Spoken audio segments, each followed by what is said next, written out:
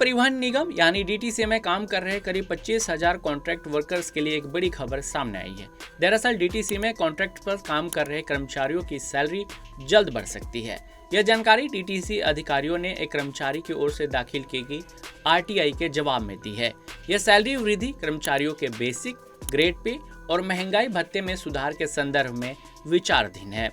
यह निर्णय कर्मचारियों के लिए एक सकारात्मक संकेत है, जिससे उनकी आर्थिक स्थिति में सुधार हो सकता है। हालांकि 1 से 1.5 दशक पुराने कर्मचारियों को स्थायी करने के मामले में डीटीसी ने स्पष्ट इनकार किया है। अधिकारियों का कहना है कि संविदा कर्मचारियों को स्थायी करने का कोई मामला विचाराधीन नहीं है। यह स्थिति उन कर्मचारियों के लिए निराशाजनक हो सकती है जो लंबे समय से डीटीसी में काम कर रहे हैं और स्थायी नौकरी की उम्मीद लगाए बैठे हैं। दिल्ली विधानसभा चुनाव से पहले डीटीसी कर्मचारी एकता यूनियन ने कई बार डीटीसी मुख्यालय पर धरना दिया था।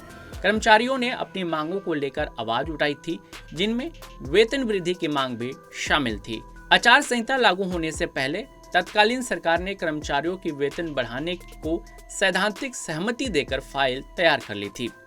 दिल्ली की नई सरकार, जिसका नेतृत्व रेखा गुप्ता कर रही है, डीटीसी की स्थिति सुधारने के लिए प्रयासरत हैं। सीएम ने पूर्व के आम आदमी पार्टी सरकार पर आरोप लगाया है कि उन्होंने डीटीसी को पूरी तरह से बर्बाद कर दिया।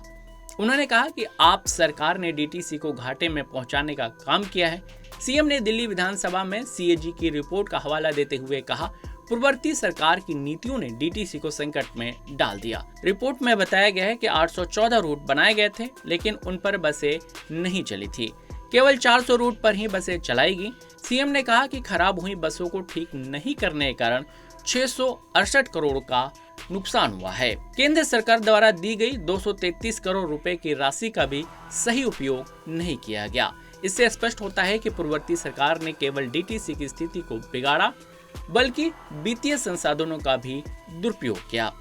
इसके साथ ही मुख्यमंत्री ने आश्वासन दिया कि उनकी सरकार डीटीसी की सुविधाओं को बेहतर बनाएगी और अंतरराज्यीय बस अड्डों को विकसित किया जाएगा। यह कदम न केवल परिवहन सेवाओं को बेहतर बनाएगा, बल्कि यात्रियों के लिए भी सुविधाजनक होगा। कॉन्ट्रैक्ट पर काम कर रहे कर्मचारियों के वेतन में वृद्धि से उन कर्मचारियों को खुशी होगी जो अभी डीटीसी में कॉन्ट्रैक्ट में काम कर रहे हैं।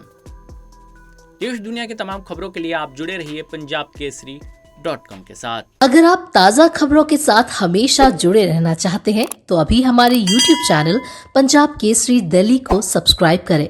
साथ ही Facebook और Instagram पर भी हमें फॉलो करना ना भूलें। आपका समर्थन ही हमारी ताकत है। धन्यवाद।